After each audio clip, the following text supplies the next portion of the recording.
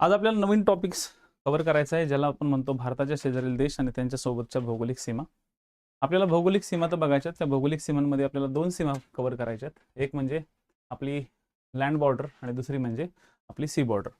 आता सुरुवात करण्याच्या आधी क्लिअर करून देईल मी की आपला जो भारत आहे त्या भारताचे मी तुम्हाला एक हँडबुक्स दिले होते सगळ्यांनी आय होप सो प्रिंट काढले असतील, कारण की या हँडबुक्सच्या माध्यमातूनच तुम्हाला समजेल की मी नक्की कुठले कुठले पार्ट्स कुठे आणि कशा पद्धतीने लिहितो.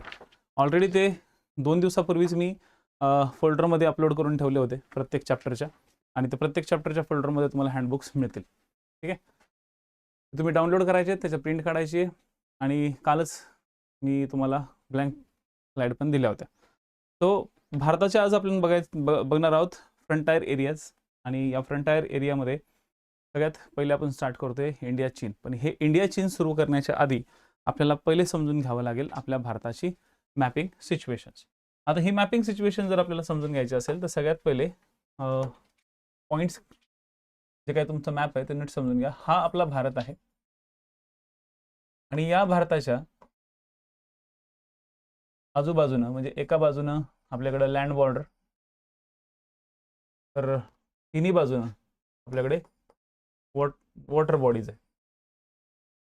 ठीक आहे, आपला असा जो भारत आहे सुंदरसा देश, या सुंदरशा देश भारतामध्ये भारताचे सख्खे शेजारी जे आहेत ते मात्र लय डांबरट आहेत. हे एक नंबरचे आगाव आहेत. ओके, एवढा आगावपणा आहे की त्यांना नीट करायला लागते. पण आता कसं आहे, आपण शांत देश आहोत. तर आपला जो इंडिया आहे म्हणजेच आपला भारत आहे, या भारताच्या आजूबाजूचे पहिले देश समजून घ्या. तर बघा, आपल्या भारताच्या या बाजूला म्हणजे कोणत्या बाजूला, तर ही जी दिशा आहे ना, ही दिशा वायव्य दिशा आहे. कोणती दिशा? तर वायव्य दिशा. आपल्या भारताची ही जी दिशा आहे ती पश्चिम दिशा आहे. तर पश्चिम दिशेला पाकिस्तान नाहीये. ठीक आहे, तर पश्चिम दिशेला काय? पश्चिम दिशेला आपल्याकडे अरबी समुद्र आहे. तुमचा जो मॅप असेल त्या मॅपवरती हे पटपट काढायला सुरुवात करा. त्या ठिकाणी काय आहे, तर अरबी समुद्र आहे. तर ही जी दिशा आहे ती वायव्य दिशा आहे. या वायव्य दिशेला आपल्याकडे या बाजूला इथेच असलेला आपल्याला पाकिस्तान दिसेल. ओके, या ठिकाणी कोण आहे, तर पाकिस्तान. ठीक आहे, पाकिस्तानच्याच पुढे या ठिकाणी अफगाणिस्तान आहे. अफगाणिस्तान इथे आहे. तो सुद्धा आपल्या भारताचा एक शेजारी देश आहे. अफगाणिस्तानची सीमा ही खूप कमी आहे. फक्त इथंच आपल्या फक्त लडाखच्या जवळ असते फक्त सीमा चिटकलेली आहे. ती साधारणतः 80 किलोमीटरची सीमा आहे. लँड बॉर्डर आपल्याला अफगाणिस्तान सोबत सुद्धा आहे. या भारताच्या थोडंसं मोहरं गेलं तर या ठिकाणी चीन आहे. आता चीनची जी सीमा आहे, ती चीनची सीमा आपल्या भारताच्या या प्रदेशामध्ये इथून इथपर्यंत, त्यानंतर सिक्कीमच्या जवळ आणि अरुणाचल प्रदेशच्या जवळ इथपर्यंत निर्धारित आहे. चीनची सीमा ही 3 ठिकाणी लागते. एक म्हणजे अरुणाचल प्रदेश, एक म्हणजे लडाखचा एरिया, दुसरा म्हणजे सिक्कीमचा एरिया, आणि तिसरा म्हणजे अरुणाचल प्रदेशचा बॉर्डर एरिया. तर ही झाली चीन. ठीक आहे, पाकिस्तान, अफगाणिस्तान आणि चीन यांच्यामधल्या ज्या सीमा आहेत ना, या मानवनिर्मित सीमा आहेत, म्हणजे मानवाने तयार केलेल्या सीमा आहेत. पण पर्टिक्युलरली चीन बरोबरची जी झालेली सीमा आहे, ही चीन बरोबरची झालेली सीमा एक पर्वतीय प्रदेशामुळे डिवाइड झालेली आहे. म्हणजे इथली जी सीमा आहे, ही सीमा ही एक नैसर्गिक सीमा आहे, आणि ही जी नैसर्गिक सीमा आहे या सीमेला मॅकमोहन म्हटलं जातं. काय म्हटलं जातं? मॅकमोहन लाईन म्हणून ओळखलं जातं. तर पाकिस्तान आणि भारतामधली जी सीमा आहे, ही जी सीमा त्यालाच रेड क्लिफ म्हणून ओळखलं जातं. Okay, red Cliff line. तसंच या ठिकाणी बांगलादेश पण आहे. ठीक आहे, या ठिकाणी काय बांगला आहे. हा जो बांगलादेश आहे, या बांगलादेशला लागून असलेली जी सीमा आहे ही सुद्धा मानवनिर्मित सीमा आहे. म्हणजे पाकिस्तानची सीमा आणि बांगलादेशची सीमा या नैसर्गिक सीमा आहेत, असा एक आयोगाने क्वेश्चन विचारला होता राज्यसेवेला. तर हे चुकीचं विधान आहे. पाकिस्तानची सीमा आणि बांगलादेशची सीमा ही नैसर्गिक सीमा नसून ही मानवनिर्मित आहे. बांगलादेश आणि इंडियाची जी सीमा आहे, ठीक आहे, बांगलादेश आणि इंडियाची सीमा आहे ही मानवनिर्मित आहे. ह्याला सुद्धा रॅडक्लिफ किंवा रेड क्लिफ म्हणून ओळखलं जातं. तर रेड क्लिफ यांच्या अध्यक्षतेखाली 1947 मध्ये या सीमा आखल्या गेल्या होत्या. 1947 मध्ये ही सीमा आखली गेली होती रेड क्लिफच्या माध्यमातून. ठीक आहे. आता या सगळ्या सीमा कशा आल्या, काय आल्या, त्यांचा आपण एक भाग कव्हर करायचा प्रयत्न या ठिकाणी करणार आहोत. तसंच पहिले पाकिस्तान भारतातच होता, म्हणजे पहिलं भारताला हिंदुस्थान म्हणलं जायचं. जुन्या काळामध्ये जो हिंदुस्थान आहे किंवा जुन्या काळामध्ये जो भारत आहे, तो भारत आणि अफगाणिस्तान जे आहे, भारत आणि अफगाणिस्तान म्हणजे जुन्या काळातला. आणि आता जर बघितलं तर अफगाणिस्तान आणि पाकिस्तान जे आहे यांच्यामध्ये सुद्धा एक रेषा आहे. या रेषेलाच म्हणलं जातं ड्युरॅन्ड रेषा. कोणती? ड्युरॅन्ड रेषा. ठीक आहे, ड्युरॅन्ड रेषा. डू नाही बरं का, ड्यू डला ये लावलाय. ठीक आहे, ड्युरॅन्ड रेषा.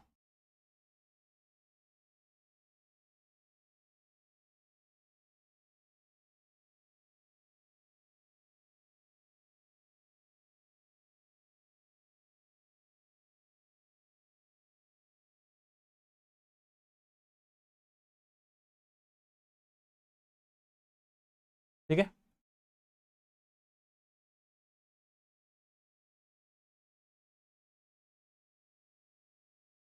आता दिसून जाईल. ठीक आहे, हा सगळ्यांनी मॅप काढलाय.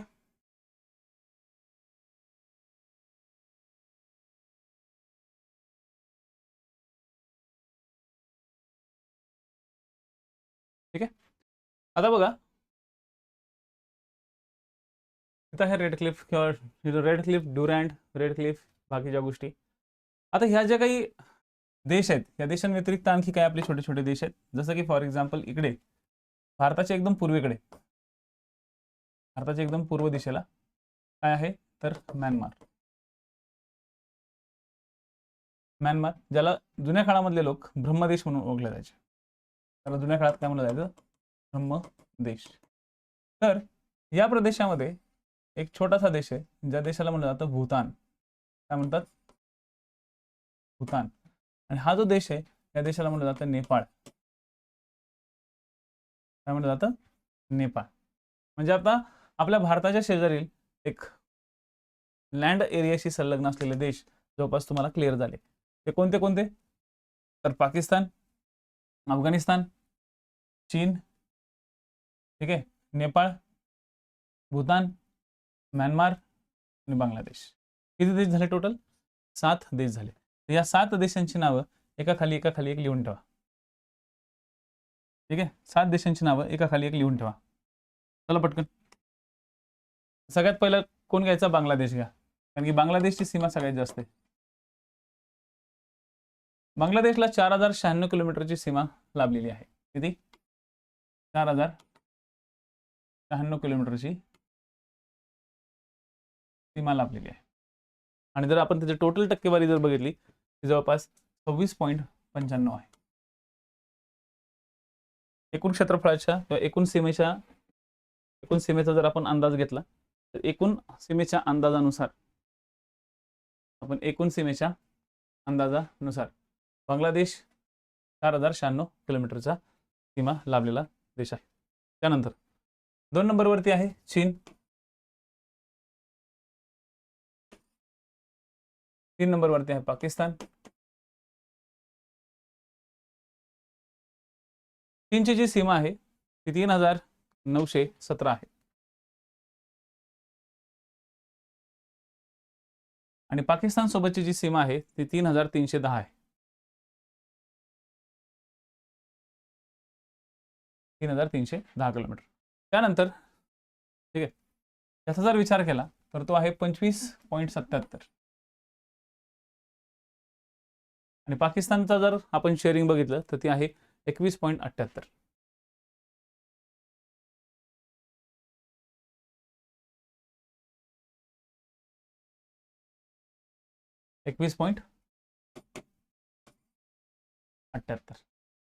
हा फॅक्च्युअल डाटा तुम्हाला पाठांतर पाहिजे. टक्केवारी जरी नाही लक्षात ठेवली तरी किलोमीटर आणि तो क्रम लक्षात ठेवायचा प्रयत्न करा. हे 3 महत्त्वाच्या देश आहेत आणि हे तिन्ही देश आपल्या भारताचे दुश्मन देश आहेत. हे तिन्हीचे तिन्ही देश त्यांना भारताने दुश्मन देश म्हणून जाहीर केलेलं आहे. हे दुश्मन देश आहेत, एनिमी कंट्री, ज्यांच्याबरोबर युद्ध, ज्यांच्याबरोबर वाद मोठ्या प्रमाणात होत राहतात. ठीक आहे, ज्यांच्याबरोबर युद्ध आणि ज्यांच्याबरोबर वाद होत राहतात. ठीक आहे. त्यानंतर नेपाळ, त्यानंतर म्यानमार, नेपाळ, त्यानंतर म्यानमार, त्यानंतर भूतान आणि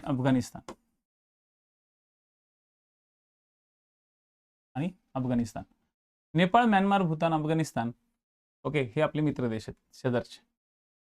ठीक आहे. आता जरा थोडासा नेपाळ याडावाखडा करत होता आपल्याबरोबर काम, पण ठीक आहे. तर नेपाळ जे आहे ते 1752 आहे. मी जाणून चार्ट तयार करतोय. हा चार्ट तुम्हाला मॅपमध्ये तयार करायचा आहे.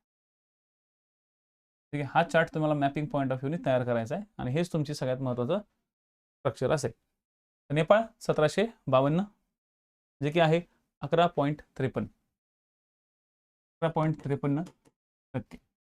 त्यानंतर म्यानमार तुमचं आहे 1458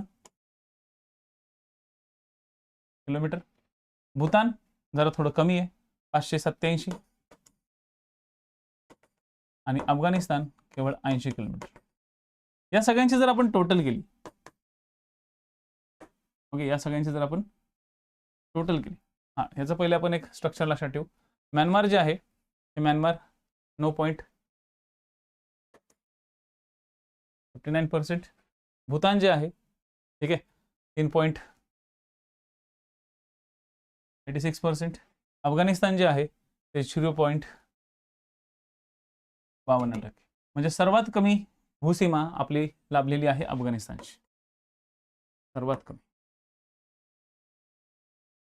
अनेक विद्यार्थी घाईगडबडीत अफगाणिस्तान विसरतात, त्यांना कधी कधी समजतच नाही, ते भूतानवरती क्लिक करतात. असं झालेलं आहे माझ्यासमोर. ठीक आहे. तर अफगाणिस्तान बरोबर जी आहे ना, ती अफगाणिस्तान बरोबरची फक्त 80 किलोमीटरची भूसीमा आहे. त्याचा क्रम लक्षात ठेवा. हा क्रम मी उतरत्या पद्धतीने सांगितलेला आहे, म्हणजे जास्तकडून कमीकडे. हा जो क्रम दिलेला आहे हा क्रम पूर्णपणे उतरता क्रम आहे. कसा क्रम आहे? तर एक उतरता क्रम आहे, सर्वात कमी. त्यांची जर टोटल बघितली तर ही टोटल होते 15,200 किलोमीटर. टोटल किती होते? 15,200 किलोमीटर. म्हणजे थोडक्यात आपल्या भारताची जी लँड बॉर्डर आहे, एकूण सीमा, एकूण भूसीमा, आपल्या भारताची जी लँड बॉर्डर आहे, एकूण भूसीमा, ही एकूण भूसीमा किती आहे? 15,200 किलोमीटर आहे. 15,200 किलोमीटर. कुणाला काय डाऊट इथपर्यंत? आपल्या भारताच्या संलग्न असलेले देश किती? आपल्या भारताशी संलग्न असलेले, भूसीमेशी संलग्न असलेले देश किती? तर 7. ठीक आहे. हे जे 7 देश आहेत ते तुम्हाला इथं दिलेले आहेत. 1 2 3 4 5 6 7. तुम्हाला काय डाऊट याच्यामध्ये? आता यांच्यामध्ये काय काय गोटमेट आहे ते आपण पुढे समजून घेऊ, पण त्याच्या आधी आणखी एक आपल्याला कन्सेप्ट समजून घ्यायची आहे, ती म्हणजे आपल्या भारताशी संलग्न असलेली लँड बॉर्डर सोबत सी बॉर्डर सुद्धा आपल्याला कव्हर करायची आहे. आता जसे या ठिकाणी, ओके, आता मी हा जो सेक्शन आहे तो थोडासा खोडतो, म्हणजे ऑलरेडी आपण त्याला कॉपी केलेला आहे, त्यामुळे काळजी करू नका. ठीक आहे. हा जो अरबी समुद्र आहे, अरबी समुद्राचा भाग, हे रॅड क्लिफचा भाग थोडासा मी कमी करतो, म्यानमारचा भाग एक इथं पर्यंत कमी करतो. आता म्हणजे ह्याच्यातनं तुम्हाला एक अंदाज येऊन जाईल. भारताच्या या बाजूला इथे एक देश आहे, त्या देशाचं नाव काय? बेटांचा देश आहे, त्याचं नाव आहे मालदीव. आजकाल लय नाकात दम करतोय आपल्या, पाकिस्तानचं लय ऐकायला लागलाय. मालदीव एक मुस्लिम कंट्रीज आहे. ठीक आहे, मुस्लिम कंट्रीज पैकी एक आहे मालदीव्स. म्हणजे छटाक भरे आपल्या, पण लय विचित्र आहे. त्यानंतर इथे एक पाण्याच्या थेंबासारखा देश आहे. पाण्याच्या थेंबासारखा जो देश आहे येस, पाण्याच्या थेंबासारख्या देशाला म्हणलं जातं श्रीलंका. काय म्हणलं जातं? श्रीलंका. आता जर पाहता क्षणी जर आपण बघितलं, आता तुमच्याकडे ॲटलस वगैरे असेल, तर ॲटलस जर असेल तर चांगली गोष्ट आहे. पाहता क्षणी जर बघितलं तर भारताच्या दक्षिणेकडचे महत्त्वपूर्ण असे 2 देश आपण या ठिकाणी कन्सिडर करतो, आणि हे 2 देश म्हणजे कोणते? श्रीलंका आणि मालदीव. ठीक आहे, कोणते 2 देश? श्रीलंका आणि मालदीव. ठीक आहे. भारताच्या दक्षिणेकडे असलेला श्रीलंका, पर्टिक्युलरली लक्षात ठेवा, भारताच्या दक्षिणेकडे असलेला श्रीलंका, आणि भारताच्या एकदम दक्षिणेकडे नाही म्हणता येणार, पण भारताच्या नैऋत्य दिशेला ही जी दिशा आहे, ही कोणती दिशा आहे? तर नैऋत्य दिशा आहे. ही जी दिशा आहे ती दक्षिण दिशा आहे. तर श्रीलंका कुठल्या दिशेला आहे? श्रीलंका कुठल्या दिशेला आहे? तर दक्षिण दिशेला आहे. ओके, आणि मालदीव कुठल्या दिशा आहे? तर नैऋत्य दिशेला आहे. तर ही जी दिशा आहे ती आहे आग्नेय दिशा. आपल्या भारताच्या आग्नेय दिशेला भारताचाच एक बेट समूह आहे, आणि त्या बेट समूहाचं नाव आहे अंदमान आणि निकोबार. बरोबर? आपल्याकडे इथं काय? तर अंदमान आणि इथं निकोबार. तर एक गोष्ट लक्षात ठेवा, जरी इथं अंदमान निकोबार आहे तरी या बाजूलाच इथेच, ओके, हा जो म्यानमार नावाचा जो देश आहे, त्या म्यानमार या देशाची काही महत्त्वपूर्ण डोंगररांगा, हा म्यानमार देश असा आहे. तसं तर हे खूप लांब आहे, असं लांब लचक गेलेलं आहे इकडे,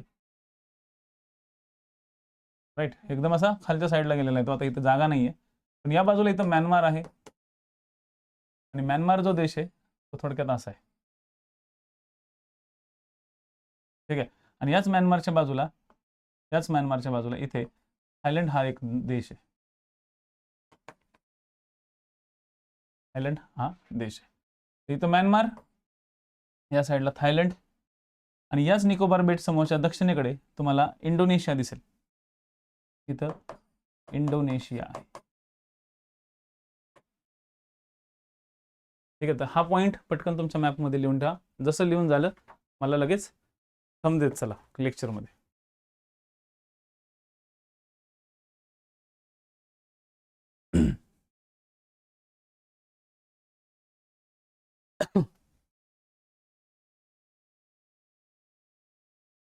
म्हणजे एकाच मॅपमध्ये आपल्या सगळ्या गोष्टी क्लिअर, म्हणजे भारताची भूसीमा पण आणि भारताची जलसीमा पण, आणि हेच गरजेचं आहे, त्याच्याशिवाय तुम्हाला ते कंटेंट समजणारच नाही.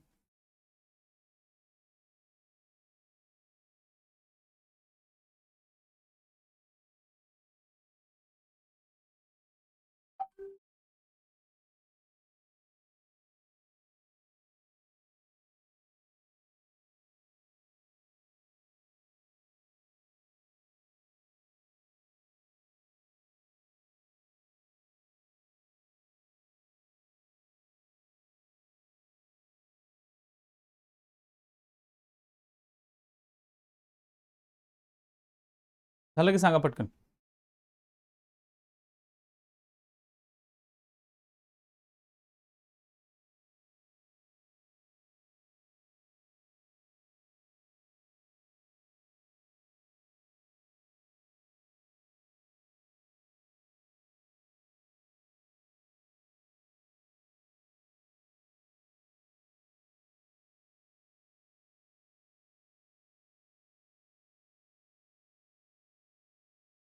झालं?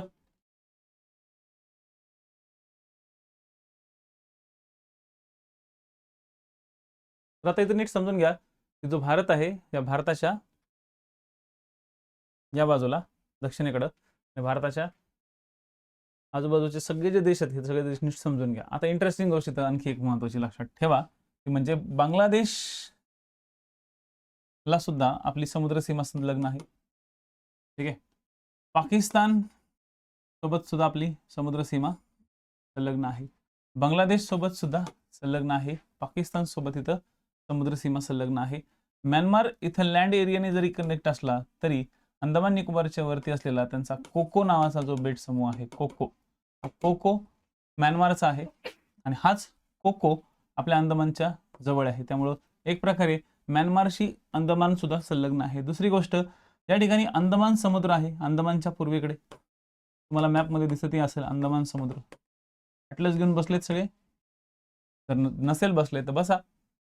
अंदमानच्या पूर्वेकडे अंदमान समुद्र आहे आणि या अंदमान समुद्राचा थायलंड बरोबरचा संपर्क आहे आणि निकोबार बेट समूहाच्या दक्षिणेकडे इंडोनेशियाचं सुमात्रा नावाचं बेट आहे.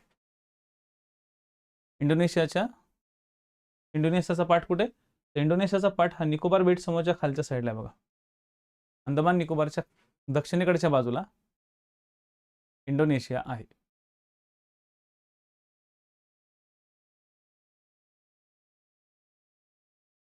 अंदमान निकोबारच्या दक्षिणेकडच्या बाजूला इंडोनेशिया आहे. मग आता समुद्री सीमा असलेले जे देश आहेत किंवा समुद्री सीमा लाभलेले देश जे आहेत ते आता आपण थोडंसं कॅल्क्युलेट करू. समुद्री सीमा लाभलेले देश, आता या ठिकाणी आपल्या भारताचा हा एक महत्त्वपूर्ण असा मॅप आणि या भारताच्या इथे समुद्री सीमा लाभलेले देश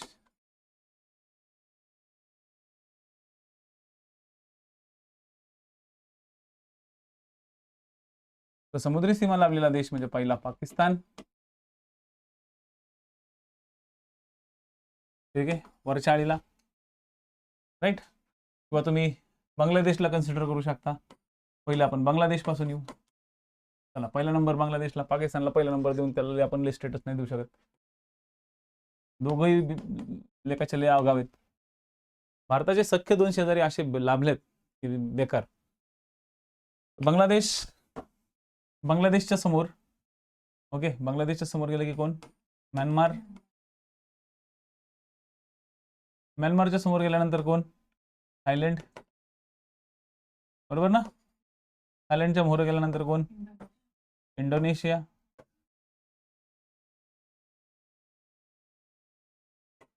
बरोबर. इंडोनेशियाच्या पुढे गेल्यानंतर कोण येतं? श्रीलंकाच्या पुढे गेल्यानंतर कोण? मालदीवच्या पुढे गेल्यानंतर कोण? पाकिस्तान. आता ह्याला मी कशा पद्धतीने डिवाइड केलंय बघ, दिसतंय तुम्हाला? Clockwise direction. जर आपण घड्याळाच्या दिशेने बघितलं,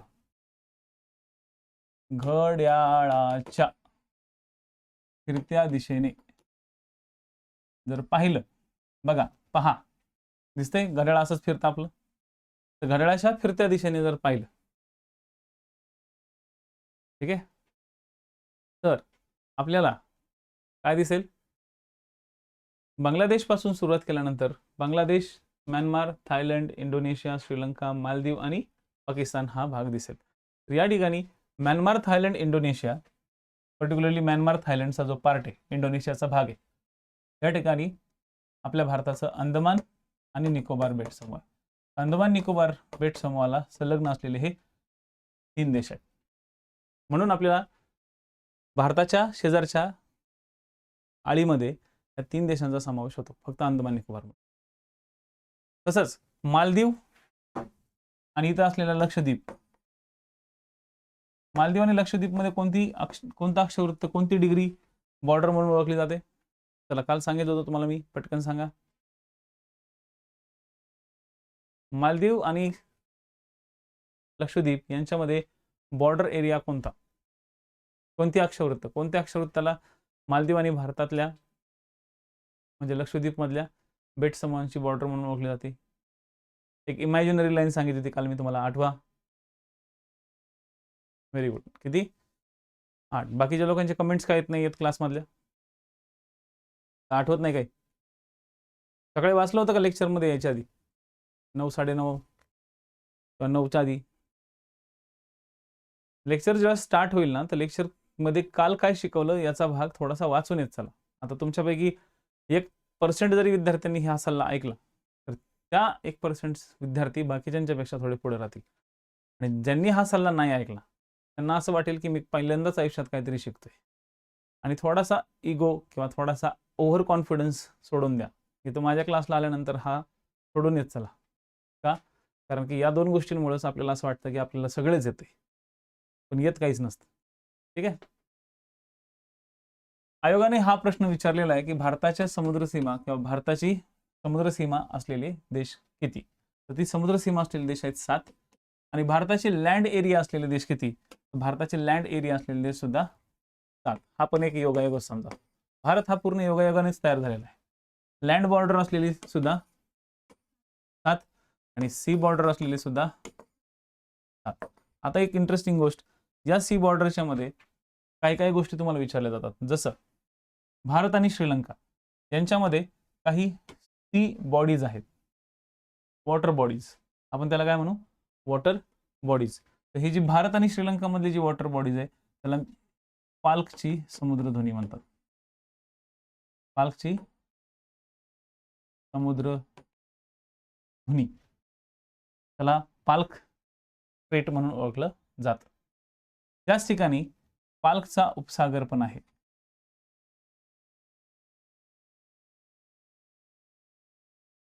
बे ऑफ पाल्क. याच ठिकाणी मन्नारचे आखात पण आहे. मन्नार, गल्फ ऑफ मन्नार, मन्नारचे आखात. म्हणजे 3 गोष्टी या ठिकाणी आहे, पाल्कची समुद्रधुनी, पाल्कचा उपसागर आणि मन्नारचा आखात. आणि चौथा आहे ॲडम ब्रिज, ज्याला आपण रामसेतू म्हणतो. चौथा पण लिहून ठेवा, ॲडम ब्रिज किंवा रामसेतू. मी आधीच सांगितलेलं आहे, जरा गिचमिट गाला करू नका, जरा लांब लांब लिहायचा प्रयत्न करा. तिथून रेश मारा आणि लांब लिहायचा प्रयत्न करा. पूर्ण पेज दिलेलं आहे तुम्हाला. पेजमध्ये जेवढं रेड भरायचं तेवढं रेड भरा.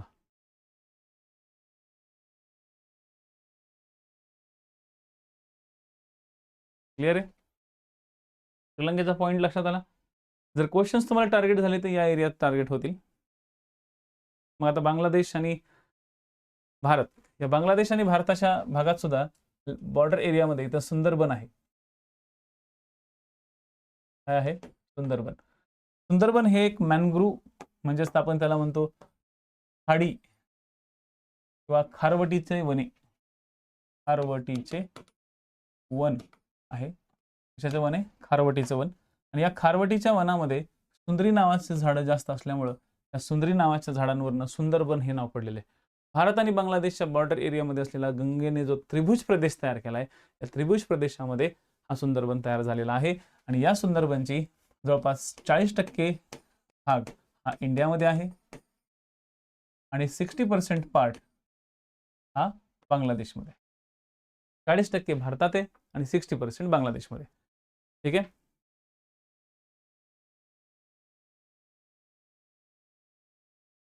सुंदरबनचा हा पार्ट या ठिकाणी येतो. ह्यालाच गंगेचा त्रिभुज प्रदेश म्हणतात. जगातील सर्वात मोठा त्रिभुज प्रदेश आहे. जगातील सर्वात मोठा त्रिभुज प्रदेश कुठे? या प्रदेशामध्ये. म्यानमार आणि भारत यांच्यामध्ये कोको नावाचं एक बेट आहे. आताच थोड्या वेळापूर्वी सांगितलं होतं, कोको. ठीक आहे. चलो, अंदमान निकोबार आणि थायलंड यांच्यामध्ये अंदमान समुद्र आहे.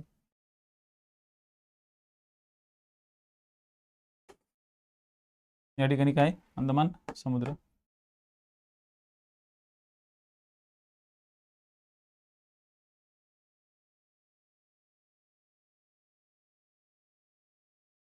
लिहिलं? अंदमान समुद्र.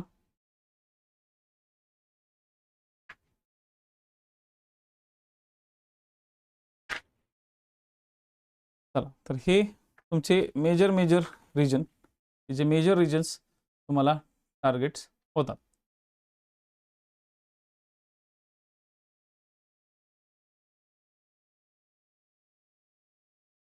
तर इंडोनेशियाचं बेट जे आपल्या भारताच्या सोबत किंवा भारताच्या निकोबारच्या दक्षिणेकडे ते म्हणजे सुमात्रा बेट. इंडोनेशियाचं सुमात्रा बेट लक्षात ठेवा. सुमात्रा बेट. आणि निकोबारचं सगळ्यात दक्षिणेकडचं बेट कोणतं आहे? ग्रेट निकोबार.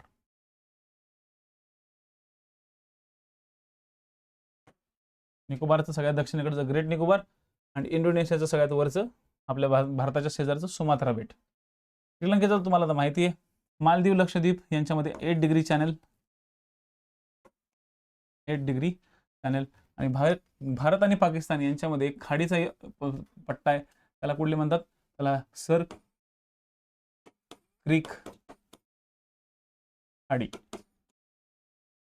सर क्रीक खाडी, सर क्रीक खाडी, जो की 1971 मध्ये हा वॉर ओके झोन होता. 1971 मध्ये हा सरक्रिक हा वॉर झोन बनला होता. इथं सुद्धा लढाई झालेली आहे. सरक्रिक.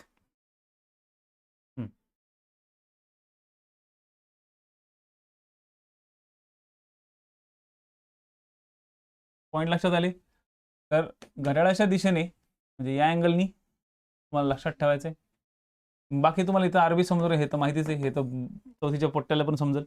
आणि या ठिकाणी बंगालचा उपसागर हे पण तुम्हाला माहिती आहे, बंगालचा उपसागर. आणि श्रीलंकेच्या दक्षिणेकडे किंवा या मन्नारा खात्याच्या दक्षिणेकडे इकडे हिंदी महासागर आहे. इथं हिंदी महासागर. ओके, इथपर्यंतचा भाग तुम्हाला लक्षात आलेला आहे. पण कधी जर आयोगानं तुम्हाला ऑप्शन दिले दिएगो गार्सिया, जर समजा आयोगाने कधी तुम्हाला ऑप्शन दिले दिएगो गार्सिया, तर दिएगो गार्सिया आपल्या भारताच्या बाजूला येत नाही. कधी आपल्या आयोगाने दिले सेशल्स, कधी आपल्या भारतानं आयोगानं ऑप्शन दिले मालदीव म्हणते मॉरिशियस, तर हे देश आपल्या भारताच्या जवळ येत नाही. आपल्या भारतापासून ते 2-3 हजार किलोमीटर लांब आहेत. ठीक आहे, आणि त्यामुळे त्यांना आपल्या भारताच्या जवळच्या प्रदेशाला आपण कन्सिडर करत नाही. तर ही झाली तुमची एक ओळख. जी ओळख आपण काय होती, एक वरची ओळख होती. ही एक वरची ओळख होती असं पण समजू चला, कारण की याच्यानंतर तुम्हाला एकदम त्याच्या आतमध्ये आणि खोलात जायचंय. ठीक आहे, आतमध्ये आणि खोलात उतरायचं आहे. आता खोलात उतरतो तेव्हा आपण जनरली लँड बॉर्डर्सकडे येतो. इंडिया आणि चायनाची लँड बॉर्डर. तर इथं तुम्हाला चायना दिले, इथं तुम्हाला भारत दिले. आणि कालच मी तुम्हाला सांगितलं होतं की आपल्या भारताचा चीनने हा एवढा भाग जो आहे, हा एवढा भाग भारताचा बळकावलेला आहे. 1962 वॉरच्या वेळेस. 1962 ला किंवा 1962च्या आधी भारत आणि चायना हे तसं विचार केला तर खूप जे स्वातंत्र्याच्या आधी म्हणण्यापेक्षा असं आपण म्हणू की जेव्हा भारत इंग्रजांच्या ताब्यात होता तेव्हा चीन सुद्धा इंग्रजांच्या ताब्यात होता. ठीक आहे, चीनचं पण काही वेगळं नव्हतं दुःख, चीन सुद्धा समदुःखीच होता.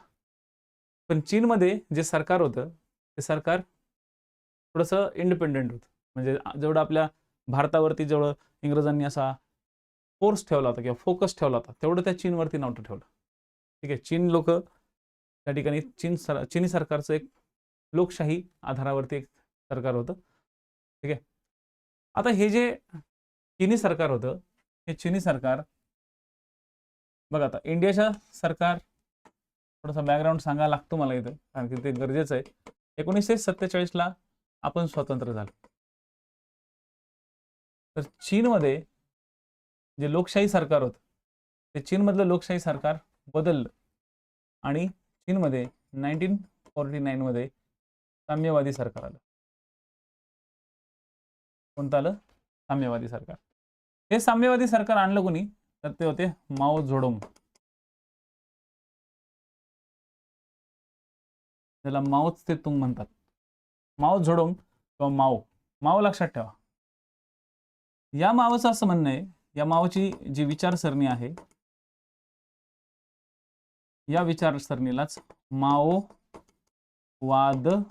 म्हणतात. आणि माओवाद हा शब्द तुम्ही कधी ना कधी न्यूजपेपरमध्ये वाचला असेल. अमुक लोक माओवादी आहेत. आतंकवादी जसे असतात तसेच त्याच्याच समतुल्य, पण हे आतंकी स्वरूपाचे नसलेले पण माओच्या विचारसरणीने प्रेरित असलेले काही कार्यकर्ते असतात. जे कार्यकर्ते लोकशाही नको अशी आरडाओरडा करतात त्यांना म्हटलं जातं माओवाद. आणि नक्षलवाद वेगळा. माओवाद आणि नक्षलवाद मध्ये फरक आहे.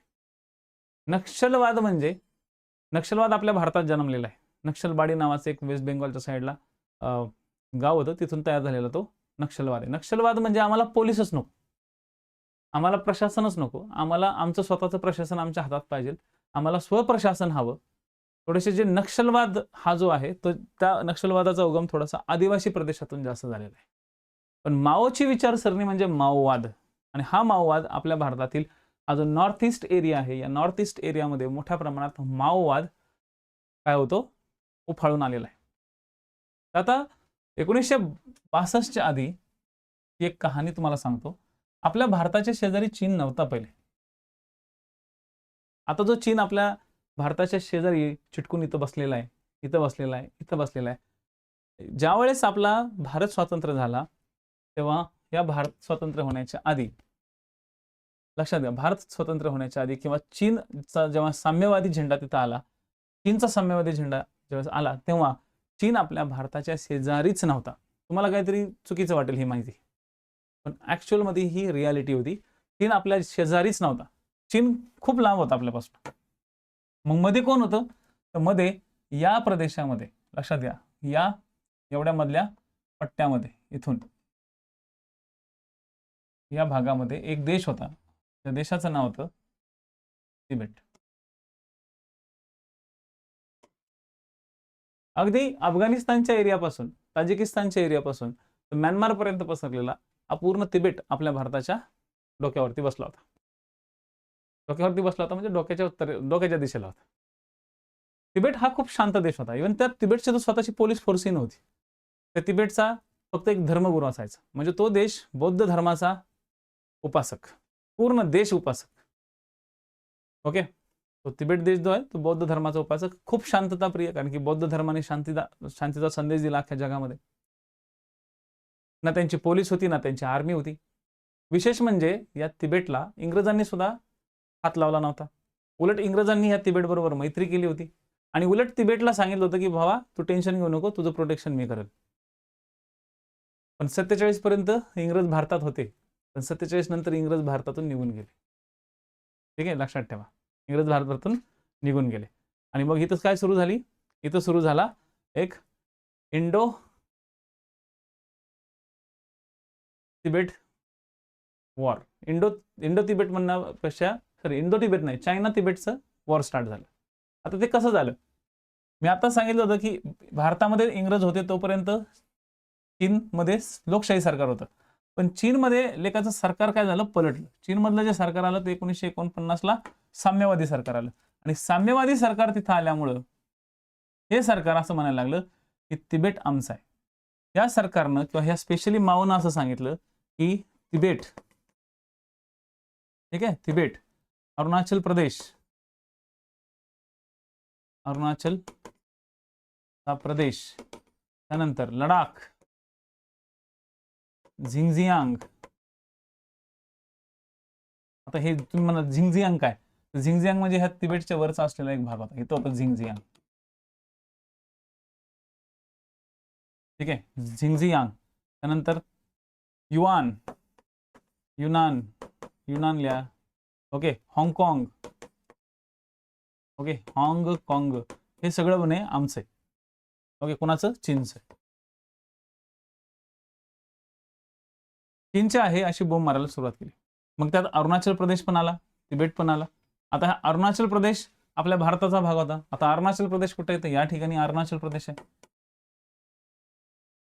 ठीक आहे. आता झालं असं होतं की हा जो पट्टा आहे, हा पट्टा लडाखचा पट्टा होता, आणि लडाखचा जो पट्टा होता तो ऑलरेडी इंग्रजांनी काश्मीरच्या राजाला देऊन ठेवला होता खूप आधीच. आणि काश्मीरचा जो राजा होता हरिसिंग, हा काश्मीरचा राजा हरिसिंग लडाखला स्वतःच्या साम्राज्याचा भाग घोषित करायचा. दुसरी गोष्ट, तिबेटने त्याला कधी विरोध केला नाही. तिबेटने त्या गोष्टीला कधीच विरोध नाही केला. तिबेटचं आणि भारताचं ठरलं होतं की लडाखचा विषय सोडून द्यायचा. ठीक आहे, त्यामुळं या प्रदेशात कधीच तिबेटचा आणि भारताचा कधी इश्यू झालाच नाही. सिक्कीम जे होतं, हे सिक्कीम पहिले भारताचं नव्हतं. 1975 मध्ये सिक्कीम आपल्या भारताचं झाले.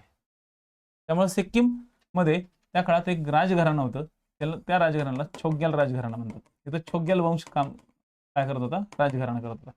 म्हणजे जुन्या काळामध्ये जर बघितलं 1947च्या काळामध्ये, तर या प्रदेशामध्ये एक छोटंसं राजघराणं होतं, एक छोटासा देश होता सिक्कीम. सिक्कीम हा देश होता. तर हा जो पट्टा आहे अरुणाचल प्रदेश, हा अरुणाचल प्रदेश मात्र देश नव्हता. तो अरुणाचल प्रदेश आपल्या भारतातल्या आसाम राज्याचा एक भाग होता. त्याला नॉर्थ ईस्ट फ्रंटायर एजन्सी म्हणून ओळखलं जायचं. ह्याला आसाम पण नव्हतं म्हणलं जायचं, ह्याला नेफा म्हणलं जायचं. काय म्हणलं जायचं? नेफा. लक्षात ठेवा, नॉर्थ ईस्ट फ्रंटायर एजन्सी. नेफा लिहिलं.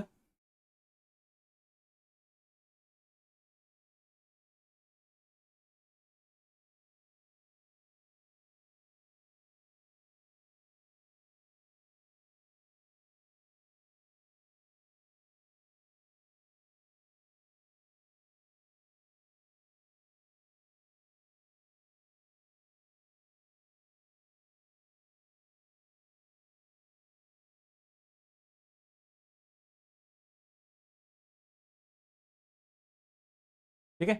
म्हणजे नॉर्थ ईस्ट फ्रंटायर एजन्सी जी आहे, नॉर्थ ईस्ट फ्रंटायर एजन्सी सोबत तिबेटचं संलग्न होतं, म्हणजे तिबेट संलग्न होतं. तर आता हा भाग आपल्या भारताचा आहे आणि तिबेटचा जो म्हणणं होतं, ओके, तिबेटचं जो म्हणणं होतं की ठीक आहे, म्हणजे जुन्या काळामध्ये ज्यावेळेस इंग्रजांनी हा भाग कॅप्चर केला त्यावेळेस हा भाग ॲक्च्युली तिबेटमध्ये होता. इंग्रजांनी तो कॅप्चर केला आणि इंग्रजांनी त्या भागावरती आपलं अधिराज्य गाजवलं. तर हा जो अधिराज्य गाजवलेला भाग होता हा होता अरुणाचल प्रदेशचा. आता या अरुणाचल प्रदेश बरोबर आपल्या भारताचा संबंध आणि या अरुणाचल प्रदेश बरोबर तिबेटची बॉर्डर. तर भारत आणि तिबेट यांनी आधीच यावरती साईन करून ठेवलं होतं. आधीच याच्यावरती मॅकमोहन लाईन सेटअप करून ठेवली होती. ठीक आहे, हे पॉईंट लक्षात ठेवा. ऑलरेडी या प्रदेशामध्ये, ठीक आहे, ऑलरेडी या प्रदेशामध्ये मॅकमोहन रेषा तयार करून ठेवली होती. लिहून घ्या. 1913-14 मध्येच, ठीक आहे, 1913 आणि 14 मध्येच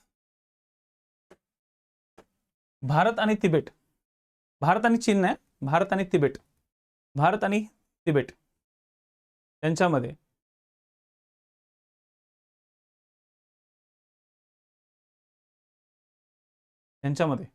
मॅकमोहन लाईन तयार केली होती. मॅकमोहन लाईन तयार केली होती.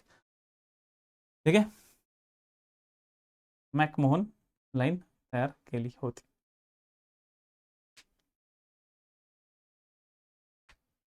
ठीक आहे, या संदर्भातली बैठक शिमला बैठक झाली होती. शिमल्यामध्ये लिहून घ्या, शिमला बैठक झाली होती. या शिमला बैठकीमध्ये ही मॅकमोहन रेषा फायनलाइज झाली होती 1913-14 मध्ये. पण ती झाली कोणात होती? भारत आणि तिबेटमध्ये. भारत आणि पाकिस्तान, भारत आणि चीनमध्ये झालीच नव्हती. भारत आणि तिबेटमध्ये ती झाली होती. ठीक आहे, आणि ती फक्त आणि फक्त मॅकमोहन रेषा अरुणाचल प्रदेश संदर्भात होती. मॅकमोहन रेषा लडाख संदर्भात नव्हती. मॅकमोहन रेषा इकडे नाही. ठीक आहे, मॅकमोहन रेषेला या एरियातला पार्ट म्हणत नाही.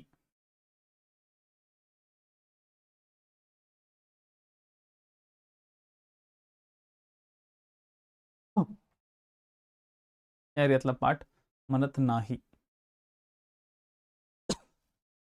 पण चीननं मात्र म्हणायला सुरुवात केली. ठीक आहे, चीननं 1954 पासून 1954 पासून या एरियामध्ये दावा करायला सुरुवात केली.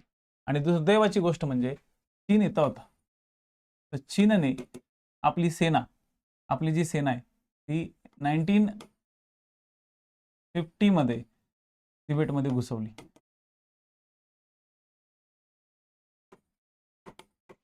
दुर्दैवाची गोष्ट म्हणजे चीनने आपली जी सेना आहे ती 1950 मध्ये तिबेट कॅप्चर करण्यासाठी घुसवली. या गोष्टीवरती कोणीही युनायटेड नेशन्समध्ये आरडाओरडा करत नव्हतं, काहीच करत नव्हतं, ना भारत काय बोलत होता. पण हे मात्र नक्की होतं की चीन आज ना उद्या तिबेटला कॅप्चर करेल. म्हणूनच भारतानं सुद्धा काय केलं, भारतानं सुद्धा चीनला शांत करायचा प्रयत्न केला. जेव्हा 1954ला चीनची सेना इथून 1950 पासून तर ही सेना जेव्हा 1954 मध्ये भारताच्या जवळ यायला लागली, भारताचा पूर्ण उत्तरेकडचा भाग चीनने कॅप्चर करायला सुरुवात केली. ठीक आहे, इथं वेस्टर्न सेक्टर म्हणतात आपण याला. या वेस्टर्न सेक्टरमध्ये ज्यावेळेस 1954 मध्ये चीनने इंटरनॅशनल बॉर्डर क्रॉस करून आपल्या भारतामध्ये एंट्री करायला सुरुवात केली, तेव्हा भारताने चीन बरोबर एक मैत्री समझोता केला, ज्यालाच म्हणतात पंचशील करार. बाजूला कुठेतरी लिहून ठेवा. 1954च्या काळामध्ये भारत आणि चीन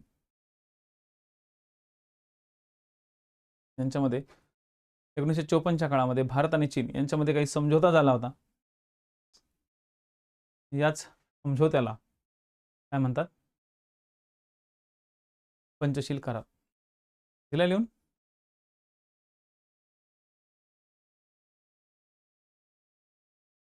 काय म्हणतात त्याला? पंचशील करार. या पंचशील करारामध्ये 5 तत्व होते की बाबा आपण एकमेकांबरोबरचे जे काही सीमा वाद आहेत ते बैठकीतून सॉल्व्ह करायचे, लढायचं नाही. आपण एकमेकांच्या सार्वभौमत्वाचा आदर करायचा. आपण एकमेकांच्या प्रदेशामध्ये घुसखोरी करायची नाही. तुझं पशी ठेव, माझं माझ्यापाशी ठेव. तुला त्या तिबेटचं जे लोणचं घालायचं ते लोणचं घाल, पण माझ्या बॉर्डरमध्ये शिरायचं नाही, माझ्याकडे यायचं नाही. कारण की चीन काय करायचा? चीन लडाख कॅप्चर करण्यासाठी आपल्या लडाखच्या प्रदेशामध्ये घुसखोरी करायचा. आणि 1954 पासून ह्या सगळ्या गोष्टी जास्त दिसायला लागल्या. ठीक आहे, 1954 पासून. बरं, चीनने पण सुरुवातीला काय म्हणलं, हा ठीक आहे ठीक आहे ठीक आहे. मग चीन काय वळाला, चीन 1954च्या नंतर वळाला अरुणाचल प्रदेशकडं. ठीक आहे, नेपाळकडं. मग चीन म्हणायला लागला, बरं ठीक आहे, ते सिक्कीम ते त्याचाच काही एवढा इश्यू नाही, आम्हाला हा भाग पाहिजे, म्हणजे अरुणाचल प्रदेश आमचा भाग आहे. मग त्या अरुणाचल प्रदेशचे त्यांनी पुरावे दिले की अरुणाचल प्रदेश पहिले काय होता, तिबेटचा पार्ट होता, आणि इंग्रजांनी मॅकमोहन रेषा आखून तो तिबेटचा पार्ट भारतामध्ये जोडलाय. मग ह्या चीनी लोकांनी मॅकमोहन रेषाच मान्य करायला विरोध केला. म्हणजे मॅकमोहन रेषा मान्य नाही असंच म्हणायला सुरुवात केली की आम्हाला ही मॅकमोहन रेषा मान्य नाही आहे, आम्हाला ही आमच्या काळात ही रेषा झालीच नाही, आमचं सरकारच आलं 1949ला, आधीच्या सरकारने जो काही घोळ घालून ठेवला असेल आम्हाला माहिती नाही, आम्हाला हा प्रदेश पाहिजे. भारत म्हणे नाही देणार. भारत काय म्हणला, नाही देणार. आणि ह्याच्यातूनच 1962च्या काळामध्ये ज्यावेळेस आपले नेहरूजी नेपाळ, सिक्कीम, भूतान या देशांना समजून सांगत होते की टेन्शन घेऊ नका, टेन्शन घेऊ नका, कारण की झालं असं होतं की 1960-62 पर्यंत चीनने अक्षरशः आपल्या या शेजारच्या देशांच्या जवळ आपली सेना बोलवली होती. इव्हन हिथं तर त्यांनी मोठा आर्मी कॅम्प सुरू केला होता सिक्कीमच्या जवळ, सिक्कीम आणि भूतानच्या बरोबर. ओके, त्याला डोकलाम प्रदेश म्हणतात. तो कधी कधी चर्चेत असतो बघा, डोकलाम प्रदेशामध्ये असे इश्यू झाले होते, चकमक झाली होती, असं झालं होतं, तसं झालं होतं. तर या डोकलाम एरियामध्ये तिबेट आणि भूतानच्या एकदम जवळच्या प्रदेशामध्ये काय केला होता, यांनी बेस बनवला होता. आणि ह्या बेसमुळे काय झालं की हे बाकीचे जे चिटुपिट्टू देश होते हे सगळे टरकून गेले ना. ओके, बाबा एवढा मोठा, भारतापेक्षा 3 पटीने मोठा आहे तो बोक्या. 3, विचार करा, भारतापेक्षा 3 पटीने मोठा आहे. भारत किती मोठा दिसतो. हे पिटुकलेमध्ये त्यांच्या समोर काय, ते बडीशेप मधली एक ती सोप सुपारी असल्यासारखी सुपारीचा तुकडा काय आहे का तिथं. ते नेपाळला काय आहे का, वरून दिलं दाबलं, खालून भारतानं दाबलं, तिथं बिचाराचा सँडविच होऊन जायचा. ठीक आहे, दोघांनी इकडून तर सरकला, इकडून हत्ती सरकला. हत्ती म्हणजे आपला भारताचा आणि वरचा ड्रॅगन, दोघांच्या मध्ये हे पिचकून जाईल का नाही.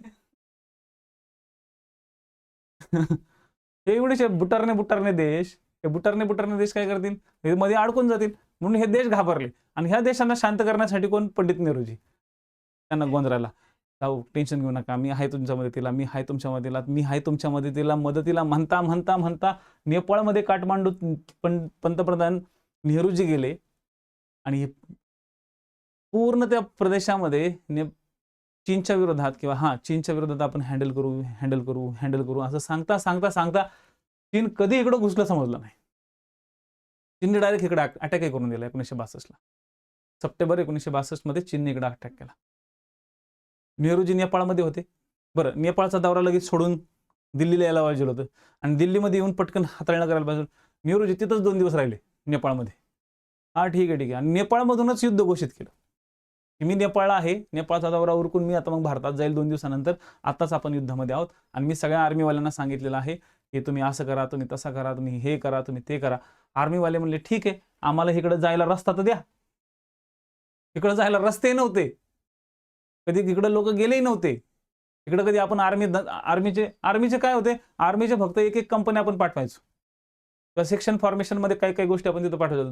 10 लोकांचा ग्रुप, बस ते 10 लोकांचे ग्रुप तिथे जाऊन बसायचे. आणि तिकडून जे चिनी आले होते ना, ते चिनी हजारोच्या संख्येने आले होते. म्हणजे अक्षरशः ते चालत आले होते, निवांत, लपत छपत पण नव्हते आले, चालत निवांत असं टंगळ मंगळ करत करत करत करत आले होते. त्यांना माहित होतं पुढच्या भारतीय चौकीवर फक्त 10 लोक बसलेले आहेत, आपण 10,000 लोक किंवा 5,000 लोक किंवा 3,000 लोक घेऊन जाऊ. काय झालं, भारतीय सैनिक सुद्धा कन्फ्यूज, चल क्या रहा है. समोरनं डायरेक्ट लोक आरामशीर आले बंदूक हातात घेऊन. आपले भारतीय लोक तिथं, त्यांना असं वाटलं असेल आले असतील तिथं बाबा लाईन सेटअप करायला, पण ते लाईन ऑफ कंट्रोल क्रॉस करून पुढे शिरले आणि आपल्यासोबत त्यांनी युद्ध सुरू करायला.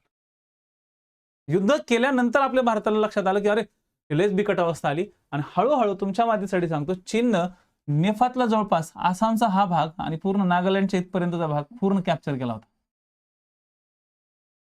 एवढा पार्ट चीननं कॅप्चर केला होता. विचार करा चीन काय करू शकत होता. आणि इकडे भारत टेन्शन मध्ये, जायचं कसं, सुरुवात तर तिथूनच होती, जायचं कसं.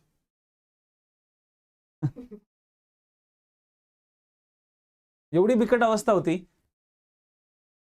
की आपलं पूर्ण सप्टेंबर, पूर्ण 1 महिना आपण या इकडं आर्मीला पाठवायला सुरुवात केली की जा रे बाबा आर्मीवाल्यांनो, तुम्ही इकडे जा आणि ह्याला हुसका तिथून. आर्मीवाले प्रयत्न करत होते, हुसकवता ऑक्टोबरमध्ये चीनने इकडं अटॅक केला. ओके, ऑक्टोबरमध्ये 1962 मध्ये चीनने इथे अटॅक केला आणि इथे अटॅक करून त्या एरियातला मॅक्सिमम एरिया म्हणजे जवळपास हा एवढा प्रदेश त्यांनी कॅप्चर केला होता. आता भारताला हे समजा ना की मी इकडं लढू की मी इकडं लढू, आणि जर समजा इथून त्या आतमध्ये घुसलंच तर दिल्ली काही लांब नव्हती, दिल्ली हितच आहे. त्याच्यामुळे आता भारताला समजा की मी इकडं लढू की इकडं लढू, मग भारताने इकडे लढायला कॉन्सन्ट्रेशन सुरू केलं. आणि ह्या सगळ्या कॉन्सन्ट्रेशनमध्ये हिथं सुद्धा रस्ते नव्हते. मग भारताला गरज वाटायला लागली की यार आपल्याकडे एक अशी संघटना पाहिजे की जी बॉर्डर एरियामध्ये रोड कन्स्ट्रक्शन करेल. आणि मग त्यानंतर ते BRO बॉर्डर रोड ऑर्गनायझेशन 1962 ला स्थापन केली. आपल्याला लागल्याशिवाय आपण मलमपट्टी करत नाही, तशी ही झाली. बॉर्डर रोड ऑर्गनायझेशन 1962 ला जी स्थापना झाली ती याचमुळे झाली, कारण की बॉर्डरच्या एरियामध्ये सैनिक पाठवण्यासाठी रस्तेच नव्हते. त्याला तुम्ही डांबरी रस्ता तर सोडा, ऍटलीस्ट रस्ता तर तयार करा सपाटीकरण करून. तिथं अक्षरशः गाढवाच्या पाठीवरती बंदुका, गाढवाच्या पाठीवरती तोफेचे असे छोटे छोट्या नाळ्या बिळ्या लावून घोड्यांच्या मदतीने तिथं रसद पुरवली जायची. आणि ती रसद पोचायला 8-8, 9-9 दिवस तिथं लागायचे. त्याच्यामुळे तिथले सैनिक हताश होऊन जायचे. ही अशी सिच्युएशन 1962च्या काळामध्ये भारताला झाली. दुसरी गोष्ट की सीमांचं संरक्षण करण्यासाठी आपल्याकडे सीमा सुरक्षा बल पाहिजे होतं. मग हे सीमा सुरक्षा बल, मग इंडो तिबेट बॉर्डरच्या एरियामध्ये असलेले काही महत्त्वाचे सीमा बल, हे नंतर आपण हळूहळू सगळ्या गोष्टी स्थापन करायला सुरुवात केली.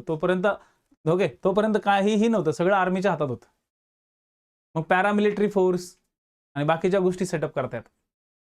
म्हणजे भारताचा आकार आणि भारताची सीमा यांच्या तुलनेत भारताला एक रिस्ट्रिक्शन होतं की तुम्ही आर्मी एवढीच ठेवायची.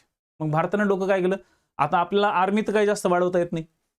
तुमच्या माहितीसाठी सांगतो की प्रत्येक देशाला एक रिस्ट्रिक्शन आहे की तुम्ही तुमच्या देशाच्या हिशोबाने तुमच्या आर्मीमध्ये तेवढे कॅन्डिडेट तुम्हाला घ्यावे लागतात. म्हणजे तुमच्या देशाची जी सीमा आहे, तर तुमच्या देशाची जी आर्मी आहे, त्या आर्मीची क्वांटिटी खूप जास्त वाढवता नाहीत. ठीक आहे, लक्षात ठेवा, ही गोष्ट डोक्यात फिट असली पाहिजे तुमच्या. हे तुम्हाला माहिती असलं पाहिजे. ना तर कधी कधी आपल्याला एकदम विचार येतो की आपण सगळेच आर्मीत भरती होऊ आणि त्या पाकिस्तानला फुटा हाणत नेऊ. तसं काही नसतं, आपण तसं करू शकत नाही. युनायटेड नेशन्स नावाची एक ऑर्गनायझेशन आहे. ही युनायटेड नेशन्स ऑर्गनायझेशन आपल्या भारतावरती काय करते, खूप रिस्ट्रिक्शन आणते आणि सगळ्याच देशांवरती आणते. म्हणून प्रत्येक देशाला एक असं बंधन आहे की तुम्ही एवढंच लष्कर ठेवू शकता, याच्यापेक्षा जास्त लष्कर ठेवता येत नाही. मग भारताने जुगाड केला.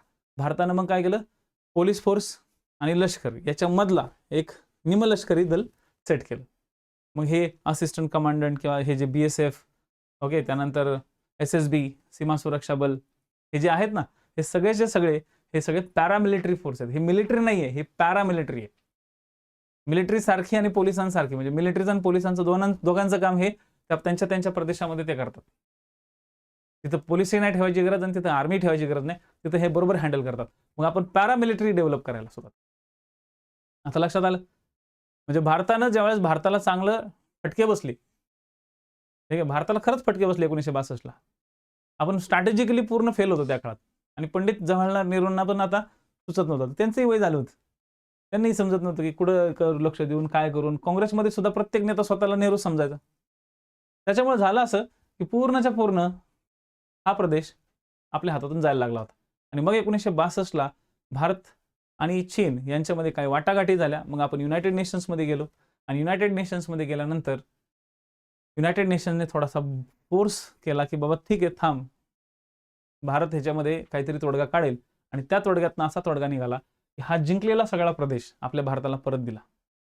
चीनने हा जिंकलेला प्रदेश आपल्याला परत दिला, पण हा जिंकलेला प्रदेश मात्र आपल्याला दिला नाही. हा जिंकलेला प्रदेश चीनने स्वतःकडेच ठेवला आणि भारताने त्याला मंजुरी दिली. आणि ती मंजुरी देणार होतं काँग्रेस सरकार. म्हणून आता बघा, अमित शहा वगैरे कधी तुम्हाला जर बोलताना बघितलं तर अमित शहाला चिडतं ह्या गोष्टीवर. आता हे अमित शहा म्हणजे BJPचं. अमित शहा काय म्हणणार की हा प्रदेश आमचा आहे, आम्ही तो घेऊनच दाखवणार. हा प्रदेश एवढा किचकट आहे, या प्रदेशाला घेणं म्हणजे सोपं नाही, आणि ह्या प्रदेशाला जिंकणं म्हणजे सोपं नाही. आणि ह्या प्रदेशाला जर तुम्ही जिंकायचा प्रयत्न केला तर तुम्ही एक मोठ्या महासत्तेबरोबर, जे आता चीन ही एक नाही म्हणलं तरी अर्थव्यवस्थेच्या दृष्टिकोनातून एक मोठी महासत्ता आहे, या महासत्तेच्या विरुद्ध तुम्ही रणशिंग फुंकल्यासारखे. आणि आपण ॲट अ टाइम परत 3 फ्रंटवरती नाही लढू शकत. चीन कुठूनही कसंही घुसू शकतं. आणि इंटरेस्टिंग गोष्ट अशी की चीनने ह्या पूर्ण बॉर्डर एरियामध्ये, त्यांच्या बॉर्डर एरियामध्ये सगळे 6-6 पदरी 4-4 पदरी हायवे बांधून ठेवलेत की क्विकली जर लढायचंच म्हणलं की आम्ही रेडी आहोत. या पूर्ण एरियामध्ये त्यांनी त्यांचे कॅम्प सेट करून ठेवलेले आहेत. तिथल्या सगळ्या तिबेटच्या गावांना तिथले आर्मी लोक हँडल करतात. ही आहे चीनची पॉवर. आणि चीनमध्ये एकच सरकार आहे बाबांनो. आपल्याकडे गल्ली बोळात एक एक सरकार तुम्हाला एक एक पक्ष दिसेल. चीनमध्ये एकच पक्ष आहे, एकच सरकार आहे आणि जो राष्ट्रपती त्या ठिकाणी येतो तो मरेपर्यंत राष्ट्रपती राहतो. हे विसरू नका. आपल्याकडे सारखं नाहीये 5 वर्षाचा राष्ट्रपती चेंज आणि जो राष्ट्रपती तो लेखा जातो आपल्याला कळतही नाही आधी काय होता. तसं तिथं नाहीये. ते लय खतरनाक लोक आहेत चीनची सारखं. त्यांचे माइंडसेटच वेगळे आहेत. नुसते हसते रडते ते पण नाही सोडत ते चिमलेल्या डोळ्याची.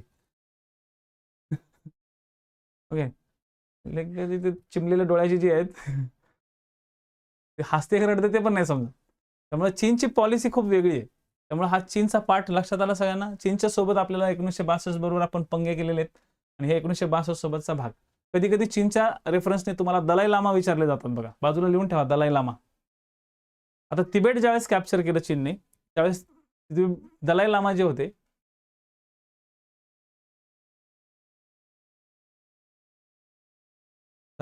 होते ते तिबेटचे धर्मगुरू होते. 1950च्या काळामध्ये तिबेटमध्ये एक नवीन 15 वर्षाच्या पोराला त्यांनी धर्मगुरू बनवलं होतं. विचार करा 15 वर्षात आपण काय करत होतो. इठ दांडू कंचे बरोबर. तिकडं 15 वर्षाचे असताना हे दलाई लामा 14वे दलाई लामा कितवे 14वे दलाई लामा हे 14वे दलाई लामा त्या ठिकाणी धर्मगुरू बनले होते तिबेटच्या लोकांचे. त्यांचं ओरिजिनल नाव होतं तेन्झिंग ग्यात्सो. ओरिजिनल नाव काय होते तेन्झिंग ग्यात्सो. ठीक आहे. हे दलाई लामा चीनला हवे होते. हे दलाई लामा काय होते चीनला हवे होते. 1965च्या काळामध्ये 1962च्या त्याच रिजनमध्ये ज्यावेळेस आपल्या भारतावर अटॅक बिटॅक झाले सगळे ऍक्टिव्हिटी झाल्या त्याच काळामध्ये हे दलाई लामा त्याच्या आधी दलाई लामा आपल्या भारतात आले होते. आता हे भारतात आले कुठून होते तर जे भारतात आले होते त्या तिबेटमधून. ठीक आहे, तिबेटमधून या मार्गाने आले होते अरुणाचल प्रदेश. ज्या मार्गाने आले होते त्या मार्गाचा एक पास आहे खिंड आहे. ती खिंड लिहून ठेवा. बोमडीला खिंड कधी कधी विचारली जाते. अरुणाचल प्रदेश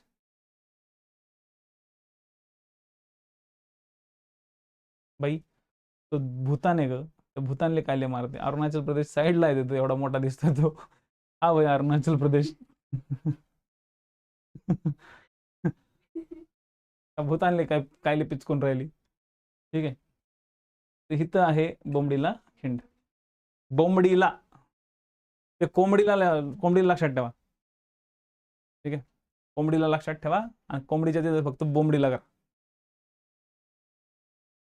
बोमडीला खिंड. बोमडीला खिंड लक्षात ठेवायचं. त्या खिंडीतून ते आपल्या भारतात आले होते. ठीक आहे, ही खिंड विचारली गेलेली आहे. पीवायक्यूचा एक महत्वाचा पार्ट आहे. आता झालं असं की आता आजच्या घडीला चीन आणि इंडियाचं रिलेशन काय. तर बाजूला एक वर्ष लिहून ठेवा. 1993 मध्ये दोन्ही देशांमध्ये सप्टेंबर 7, 1993 सप्टेंबर 7, 1993 ला दोन्ही देशांमध्ये. ठीक आहे, दोन्ही देशांमध्ये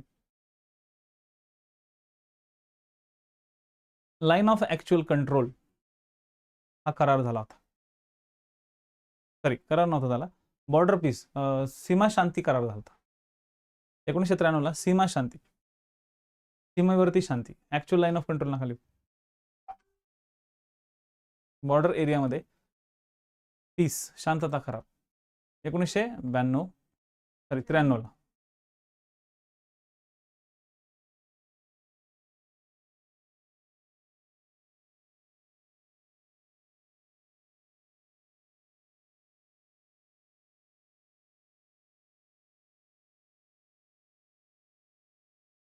ठीक आहे.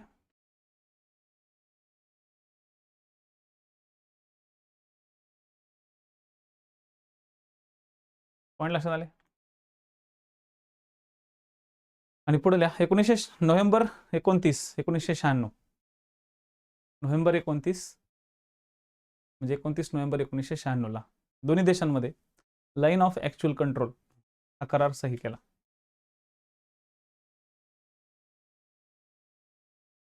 म्हणजे 1962 पासून जे संबंध बिघडले होते ते 1993 मध्ये हे दोन्ही देशांमधले संबंध सुधारायला लागले. ठीक आहे.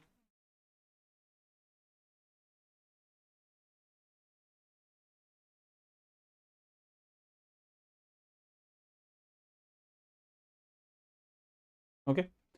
दोन्ही देशांमध्ये एक महत्वपूर्ण अशी नदी आहे, त्या नदीला म्हटलं जातं ब्रह्मपुत्रा नदी.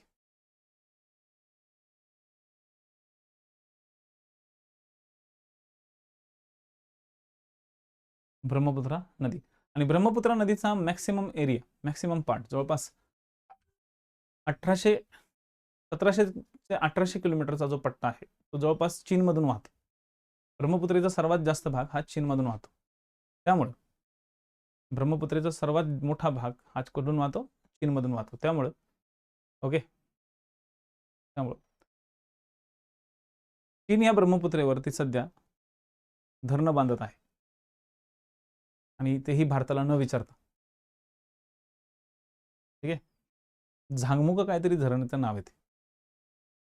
चीन त्या एरियावरती झांगमुका काहीतरी नाव असं आठवलं सांगतो.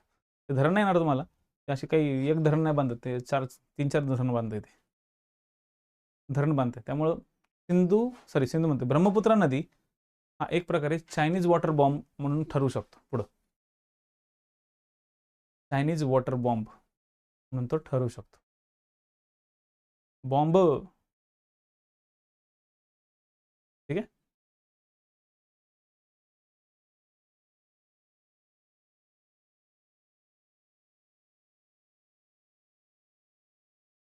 ब्रह्मपुत्राला त्या ठिकाणी यारलुंग झांगबो म्हणतात. यारलुंग झांगबो किंवा स्थांगपो.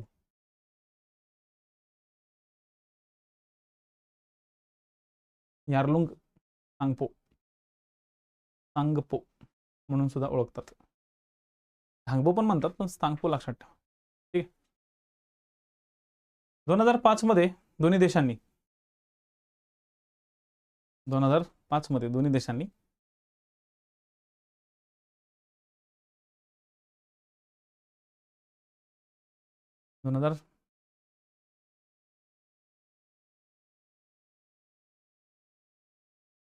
मध्ये दोन्ही देशांनी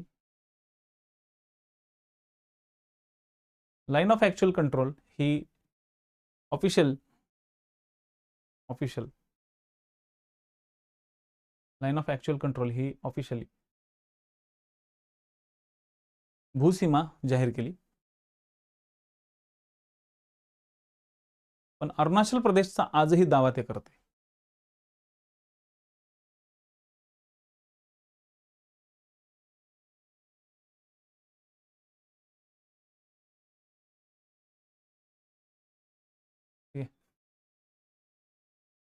म्हणजे भारताने तिबेटचा जो पार्ट जो एकेकाळी होता वगैरे वगैरे अरुणाचल प्रदेश द्यायला नकार केलाय. पण भारताने हा जो भाग आहे अस्काई चीन तो 2005 मध्ये ऑफिशियली चीनला दिल्यासारखाच आहे. 2005 मध्ये ऑफिशियली चीनला अस्काई चीन दिलाय. हा जो प्रदेश तुम्हाला येलो कलरचा दिसतोय त्याला अस्काई चीन म्हणतात. येऊन घ्याल तिथे. त्या प्रदेशाला नाव दिलेलं आहे अस्काई चीन. कसं काय चीन? अक्साई AKSAI अक्साई चीन. AKSAI अक्साई चीन म्हणजे बळकावलेला प्रदेश, चीनने बळकावलेला प्रदेश. हा मग झांगमो असेल. झांगमो तिबेटमध्ये कव्हर केलेलं आहे. झांगमो डॅम असेल, कारण की झांगमो वाचला कंबाईनला टार्गेट होते. काय गुड.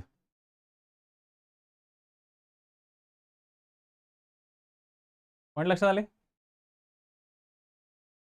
चला योग्य ट्रॅकवर आहे म्हणजे आपण, है ना राधिका? स्टोरी समजली.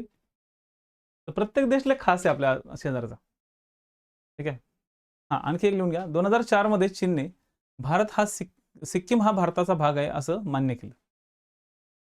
पहिले हे लेखाचं सिक्कीम पण मागायचं. हे येडं होतं चायना. तीच म्हणत सिक्कीम पण आमचं आहे. खाऊची पेंड काय प्रत्येक गोष्ट तुझी जे म्हणायचं उठसूट. हा ते माझे. म्हणजे त्याच्यासारखी लोक दिसली की त्याला वाटतं त्याच आहे. डोळे चिमलेले. चायनाचे पॉलिसीच लय खतरनाक होते. त्यांची मंगोल टाईप पॉलिसी होती. ठीक आहे, चंगेज खान टाईप पॉलिसी. वेगळंच आहे. असो, तर हे झालं तुम्हाला चायनाचा एक बेसिक पार्ट. आणि आणखी एक लिहून ठेवा, चायनाचा सध्या एक सगळ्यात क्रुशियल पार्ट सध्या चालू आहे. Okay, one belt one region. लिहून घ्या, वन बेल्ट वन रिजन. 2004 आहे अमोल. 2004ला सिक्कीम हा भारताचा पूर्णपणे आहे असं त्यांनी मान्य केलं होतं.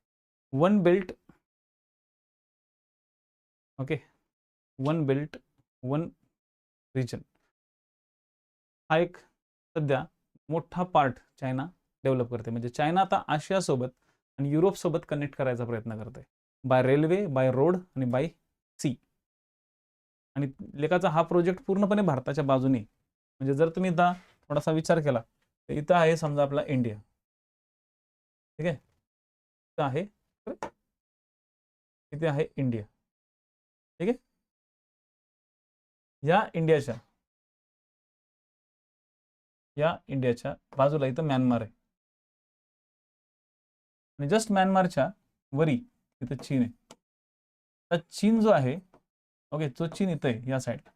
चीन इकडं बंगालच्या उपसागराला संबंधित नाही आहे. म्हणजे चीन, ओके, चीन इकडं नाही आहे. बरं, भारताच्या इकडं वरच्या बाजूला इकडे या साईडला आपलं काय, जम्मू, ओके, जम्मू काश्मीर आहे किंवा लडाखचा एरिया. लडाखच्या एरियाच्या इथं आहे पाकिस्तान. चीननं काय केलंय बघा, ओके, चीननं काय केलंय, चीन खरंच लय जालिम आहे बरं या बाबतीत. इथून सुद्धा चीन इकडं अरबी समुद्राला संलग्न नाही. म्हणजे थोडक्यात चीनचा संपर्क हिंदी महासागराशी नाहीये. हिंदी महासागर आणि चीन यांचा कसलाच संबंध नाहीये, काहीच संबंध नाही. चीन इकडं वरती असा त्या साईडला आहे, भल्ला लांब आहे तिकडं, त्या पॅसिफिक ओशनला संलग्न आहे. आता यांनी काय केलं, ह्या चीन यांनी हे चीनमधून म्हणजे इकडं बीजिंग साईडला जे आहे ना, त्या बीजिंगच्या बाजूनं इथून असे रस्ते तयार केले आपल्या बरोबर भारताच्या वरून युरोपला जायला. आणि जुन्या काळातला एक सिल्क रोड होता बघा, कधी नाव ऐकलं असेल तुम्ही, सिल्क रोड. सिल्क म्हणजे काय, रेशीम. तर हे रेशीमचा शोध लावला कोणी, चीन. रेशीमचा जो शोध लावला होता तो चीनने लावला होता, ठीक आहे. रेशीमची उत्पत्ती चीनमधून झाली. चीनमधून झाल्यामुळं काय झालं, चीनचं रेशीम युरोपमधल्या साईडला, ग्रीकच्या साईडला जायचं, ग्रीक साम्राज्यामध्ये किंवा एकदम पूर्ण अगदी त्या नॉर्वेपर्यंत जायचं ह्यांचं सिल्क, तिथपर्यंत जायचं. तर हे काय झालं, एक प्रकारचा सिल्क रोड तयार झाला, ठीक आहे. या सिल्क रोडचा एक भाग आहे ना, ओके, सिल्क रोडचा एक भाग इकडं असा तिबेटच्या मार्गातून आपल्या भारतात पण यायचा. आता काय केलं या चीननी ह्या सिल्क रोडला डेव्हलप केलं. आणि जेवढ्या देशातून जातो ना त्या सगळ्या देशांना सांगितलं, रस्ता मी बांधतो, माणसं मी आणतो, कंपन्या माझ्या, यंत्र माझी, पैसा माझा, तो फक्त मला रस्ता बांधू दे. कशासाठी, त्याला सिल्क रोड डेव्हलप करायचा होता. म्हणजे चीनला युरोपला गाठून युरोपच्या सोबत तो अटलांटिक महासागर कव्हर करायचा होता. तर अटलांटिक महासागरापर्यंत त्याचा वापर न्यायचा होता. हे असं हुशार आहे. चीननं ह्या सगळ्या गोष्टी केल्या आणि केलं तर केलं, कोणाला बकरा बनवलं, सगळ्या गरीब देशांना बकरा बनवलं. बरोबर अशा खालच्या ताजिकिस्तान, कझाकिस्तान, किर्गिस्तान, तुर्कमेनिस्तान अशा सगळ्या देशांमधून तो रस्ता इकडे जात युरोपपर्यंत त्यांनी पोहोचवला. त्यात त्याचा पुतीन त्याचा एकदम दोस्त, म्हणजे रशिया त्याचा दोस्त, बरोबर. मग चीननं काय केलं, चीनने म्यानमारला बकरा बनवला. म्यानमारला सांगितलं, बघ म्यानमार तू लय गरीब आहे, मग मी तुला काय करतो, पैसे देतो, ओके, तू पैसे देतो आणि त्या पैसा देऊन ना तुला मी सगळा म्यानमार डेव्हलप करतो. त्यासाठी तुला एक रस्ता फक्त मला द्यावा लागेल. तर चीनने इथं रस्ता बांधला म्यानमारमध्ये. आणि म्यानमारमध्ये येऊन त्यांनी इथं जे कोको बेट होतं का, त्या कोको बेटवर स्वतःची नौसेना पण ठेवली चीननी. म्हणजे म्यानमारकडनं कोको बेट घेतलं, हे लय हुशार. मग ते श्रीलंकेला पण त्यांनी तसंच केलं. श्रीलंकेला एवढं कर्ज दिलं, म्हणजे श्रीलंकेचा जेवढा GDP नाही तेवढं त्याला कर्ज दिले. हे लक्षात ठेवा, श्रीलंकेचं जेवढं कर्ज नाही तेवढं त्या GDP नाही आहे, GDPचा अमाऊंट नाही तेवढं त्याला कर्ज दिले आणि श्रीलंकेला डुबवले, ठीक आहे. तर श्रीलंकेमध्ये सुद्धा त्याने काय केलं, अंबमबोटा, ओके, अंबमबोटा या ठिकाणी नौसेना तयार करून ठेवली, ठीक आहे. मालदीवमध्ये सुद्धा बेट तयार करून ठेवलं. इकडं ग्वादर बंदर, मालदीव मधलं माराओ आणि पाकिस्तान मधलं ग्वादर बंदर. ठीक आहे. आणि इकडे बांगलादेशमध्ये ते चाललं होतं, पण बांगलादेशमध्ये जेव्हा शेख हसीना होती, तर शेख हसीनाच्या वेळेस ते बंदर कॅन्सल केलं. पंतप्रधान मोदींनी सांगितलं, ताई लक्ष दे, तू जर हे बंदर घेतलं तर चीन आमच्या शेजारी येऊन बसेल. आणि चीन काय करतो भामटा, चीन हे बंदर विकसित करायला घेतो. आणि बंदर विकसित करत घेताना तो तिथल्या स्थानिक लोकांना रोजगार नाही देत, चीनचेच लोक आणतो, चीनचेच लोक काम करायला आणतो, चीनच्याच लोकांना रोजगार देतो. चीन बघा, चीन असं आहे की चीन स्थानिक लोकांना रोजगार नाही देत, चीनचीच कंपनी येणार, ती चीनची कंपनी चीनच्याच माणसांना घेऊन येणार आणि तीच लोक या ठिकाणी राहणार आणि तेच सगळं बांधकाम करणार, तेच पैसा कमवणार आणि तेच निघून जाणार. पण जात असताना मोठ्या प्रमाणात ते इन्फ्रास्ट्रक्चर तयार करून जाणार आणि ते इन्फ्रास्ट्रक्चर हे चीनसाठी असणार, कारण की त्या ठिकाणी ज्या शिप येतील ते चीनच्याच येतील, जे बंदर तयार होईल ते चीनसाठी होईल. ओके. हां, तर चीननं काय केलं, सिल्क रोड तर वरती तयार केला. दुसरी गोष्ट, पाकिस्तानला पण फितवलं, पाकिस्तानचं ग्वादर बंदर केलं आणि ग्वादर बंदर पासून तर या भारताच्या काराकोरमला त्यांनी फोडलं आणि ह्या सिल्क रोडला अटॅच केलं. ह्यालाच म्हणतात काराकोरम हायवे. काराकोरम हायवे. आणि हा काराकोरम हायवे आपल्या भारताच्या पाकिस्तान ऑक्युपाइड काश्मीरमधून गेला, तेही विदाउट इन्फॉर्मेशन किंवा विदाउट परमिशन. भारताचं कसलेच परमिशन घेतल्या नाहीत. भारताला न विचारता पाकिस्तानमधून हा रस्ता बांधला. म्हणजे म्यानमारला फितवलं, लक्षात येते का बाबांनो, म्यानमारला फितवलं, ठीक आहे, आणि इकडं पाकिस्तानला फितवलं. भारताच्या 2 शेजारचे देश फितवले आणि 2 देश शेजारचे फितवून चीनचा आता एखादी गाडी जर निघली बीजिंगमधनं, ते आरामशीर ही गाडी ह्या इथपर्यंत येते, इथून त्या कोको बेटावर जाते आणि या कोको बेटातून ओके हंबमबोटातून माराओतून ग्वादर. ओके, म्हणजे विचार करा, भारताच्या याही बाजूने चीनने काय केलं, चीनने काय केलं, भारताला वेढले. म्हणजे गरज पडली तर या बेटांचा वापर चीन युद्धाच्या वेळेस करू शकतो. यालाच म्हणतात राणीच्या गाळ्यातला हार. राणी कोण? भारत. आणि राणीच्या गाळ्यात मोत्यांचा हार. आणि हा हार काय करतो, हा हार दंश करतो. हा जो हार आहे तो दंश करतो. राणीच्या गळ्यातला मोत्यांचा हार, आणि हे मोती कसे आहेत, दंश करणारे विंचवासारखे. ह्यालाच पर्ल्स ऑफ टिंग थेरी म्हणतात. राज्यसेवाले लक्षात ठेवा, चीननी असा वेळलेला आहे आपल्याला. आणि दुसरी गोष्ट, चीननी या एरियापासून ओके म्यानमारच्या एरियापासून मस्तपैकी असा एक फुल 6 लेन हायवे बनवलेला आहे. इथून पूर्ण भारताच्या उत्तरेकडच्या बॉर्डरवरती फुल 6 लेन हायवे, एकदम जबरदस्त. आता तुम्ही विचार करा, चीननं आपल्याला कुठून कुठून वेढलेलं आहे. तर ही आहे चीनची स्ट्रॅटेजी. आणि या स्ट्रॅटेजीमुळे सध्या भारत आणि चीन यांच्यामध्ये एखादा वाद जरी झाला किंवा एखादी स्थिती जरी उद्भवली तरी ते थोडंसं गप करायचा प्रयत्न भारत करतो. आणि आतापर्यंत चीन जो होता तो चीन सगळ्याच गोष्टीत पुढे होता, पण आता हळूहळू आता भारत सुद्धा विकसित व्हायला लागलेला आहे. चीनच्या सोबत आपणही पाऊल टाकून राहिलेलो आहोत. चीनच्या सोबत चांगले व्यापार आपले डेव्हलप व्हायला लागलेले आहेत. भरपूर मोठ्या प्रमाणात चीनी वस्तू आपल्या भारताच्या मार्केटमध्ये शिरतात, डंप होतात. यावरती सुद्धा आपल्याला त्याच्यावरती तोडगा काढायचा आहे. म्हणजे थोडक्यात आजचा जो टॉपिक होता, आजच्या टॉपिकमध्ये मी तुम्हाला बेसिक समजून सांगितलेलं आहे, आपली लँड बॉर्डर आणि सी बॉर्डर. ओके, सी बॉर्डरच्या बाबतीत काही फॅक्च्युअल डाटा माझा पेंडिंग राहिलेला आहे, जसं ती पूर्ण सी बॉर्डर किती आहे, काय आहे, पण ते सगळं मी तुम्हाला पुढे राजकीय भागात सांगणार आहे. आपण किती देशांबरोबर सीमा निर्धारित केल्यात, फक्त एवढ्याच गोष्टी आज तुम्हाला समजून सांगायच्यात. आणि मी आज पर्टिक्युलरली चीनवरती जास्त भर देतोय. ठीक आहे, उद्याच्या लेक्चरमध्ये मी चीनच्या सोबत, चीनचं झाला, चीनच्या नंतर पाकिस्तान, बांगलादेश, ठीक आहे, नेपाळ, भूतान यांचा एक बेसिक आढावा समजून सांगेल. आणि आपण हळूहळू हा एकदा भारताच्या शेजारचे देश एकदा संपले की मग भारताच्या राजकीय भूगोलामध्ये जातो. तर राजकीय ओके भूगोलामध्ये गेल्यावर आपण त्या भूगोलाच्या पॉईंट ऑफ व्ह्यूने मग किती राज्य शेजारच्या देशांचा संलग्न आहे, तुम्ही आताच नका पाठ करत बसू दे की चीनचे संलग्न राज्य किती सर, मी आताच पाठ करतो. नाही, त्याला एक स्पेसिफिक वेळ आहे. आधी पहिले चीन काय ते समजून घ्या. एकदम चीनच्या बद्दल फॅक्च्युअल डाटा पाठ करत बसले तर मग ते डोक्याच्या वर न जात, आणि तेच करतो आपण. ठीक आहे, त्यामुळं उद्याचं लेक्चर महत्त्वाचं आहे. उद्याचं लेक्चर तुम्हाला कव्हर करायचं आहे आणि परवाचं म्हणजे ह्या आठवड्यामध्ये तुमच्या भारताच्या भूगोलाचे 3 महत्त्वपूर्ण चॅप्टर होतील. त्यानंतर तुम्हाला कॉन्फिडन्स येईल भारत समजायला. मग समजायला लागतो भारत. नाहीतर फक्त भारताचं लांबी, रुंदी, उंची झालं, शेजारचे देश एवढं म्हणजे भारत नाही.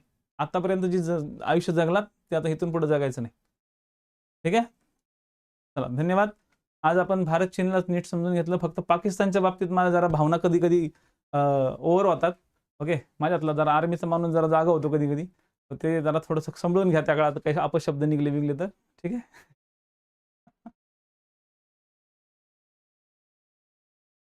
नाही, नाही. त्या सी बॉर्डर्स काही चेंज नाही झाल्या. सी बॉर्डर त्याच आहेत. ते मध्ये आलं होतं सी बॉर्डर्स बदलल्या तर बदललेल्या नाहीयेत. तसंच आहे. तिचा जो एक्झिक्युटिव्ह एरिया बदललेला आहे. ठीक आहे?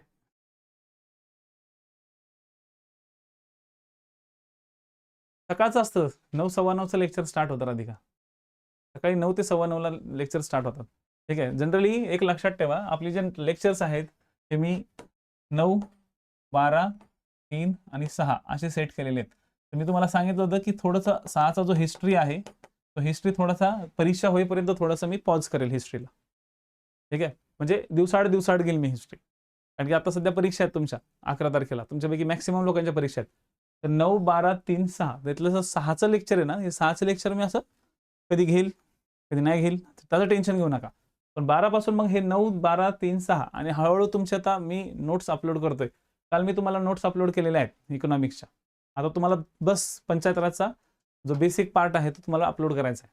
पण पंचायत राजला आता सध्या हँडबुक्स लगेच द्यायचे नाहीत, कारण की काही गोष्टी लिहायच्याच आहेत. तर लिहिण्याच्या गोष्टी आहे ना, त्या आम्ही तुम्हाला अपलोड करतोय. तुम्हाला दिसत असेल आमच्याकडे जे आमची जी मॅनेजमेंट आहे ती मॅनेजमेंट तुम्हाला सध्या प्रॉपरली एक पंचायत राजच्या नोट्स प्रोव्हाइड करते. लेक्चर 1, लेक्चर 2च्या. ग्रामपंचायतीपासून ठीक आहे, ग्रामपंचायतीपासून आपण प्रॉपर पंचायत राजच्या हँडबुक्स तुम्हाला आधीच मी आता अपलोड करून देईल ग्रामपंचायतीपासून. पण 73वी 74वी घटना दुरुस्ती तुम्हाला लिहायची आहे म्हणजे लिहायची आहे. त्या सगळ्या नोट्स मी प्रोव्हाइड करून देईल. कारण की तुम्ही हातानं लिहिल्याशिवाय ते तुम्हाला समजणार नाही. मग काही लोक जे हाताने लिहू शकत नाही किंवा काही लोकांचं म्हणणं आहे की सर आम्ही जॉबवरती असतो, आम्ही गृहिणी असतो, आम्हाला वेळच मिळत नाही एवढा, तर त्यांच्यासाठी आम्ही ते नोट्स प्रोव्हाइड करत आहोत. ठीक आहे. पण सगळ्यांनी हँडबुक्स घ्यायचा प्रयत्न करा. विदाऊट हँडबुक्स जर लेक्चरला बसलात तर खरं सांगतो काहीच नाही समजणार. दाखवा इकडे जरा. कारण की बघा ज्यावेळेस तुम्ही हँडबुक्समध्ये बसता किंवा हँडबुक घेऊन बसता तर तुम्ही असं लिहिता त्याच्यावरती. दिसतंय? म्हणजे आधी हे ओके, आधी तुम्हाला म्हणजे तो मॅप तुमच्या डोळ्यासमोर नाचतो. पहिला हा असा ब्लँक मॅप असतो. ठीक आहे. आणि हाच मॅप ज्यावेळेस तुम्ही असा भरता त्यावेळेस तुम्ही स्वतःनी केलेली ही मेहनत आहे. ठीक आहे. ही स्वतःची केलेली मेहनत आहे. तर ही स्वतःची केलेली मेहनत तुम्हाला चांगली वाटली पाहिजे. हाच माझा यामागचा उद्देश आहे. हे आतापर्यंत कधी झालं नाही, पण आता इथून पुढे होईल, कारण की हा अभ्यास असा अभ्यास सगळ्यात क्वालिटी अभ्यास असतो. नाही तर फक्त लावला क्लास, बघितला क्लास आणि झोपले तिकडं मस्तपैकी निवांत कसे जगले, अर्थ नाही त्या गोष्टीला. ठीक आहे. कारण की एक तर तुम्ही ऑफलाईनला इकडे येऊ शकत नाही. ऑफलाईनच्या मोठ्या फीज असतात तर तुम्ही देऊ शकत नाही किंवा सगळेच जण पे करू शकत नाही. तुमच्यातले काही श्रीमंत लोक आहेत ते देतील, पण जे सर्वसामान्य विद्यार्थी आहेत, जे गृहिणी आहेत की ज्याला एवढा लांब येऊ शकत नाही, त्यांच्यासाठी हा माझा छोटासा प्रयत्न आहे आणि या प्रयत्नांना आपण पुढे घेऊन जाऊया. ठीक आहे. आणि तुमचं म्हणणं जे आहे किंवा तुमचे जे प्रश्न आहेत ते मला नक्की विचारत चाल. ठीक आहे. लेक्चर तुम्हाला जे महत्त्वाचे पॉईंट्स मिळाले, जे नवीन काहीतरी शिकायला मिळालं ते सगळं पाठांतर करून ठेवा. आणि हे क्वेश्चन्स येतात, असे क्वेश्चन्स सगळे राहिलेले आहेत आणि येतात. ठीक आहे. चला धन्यवाद.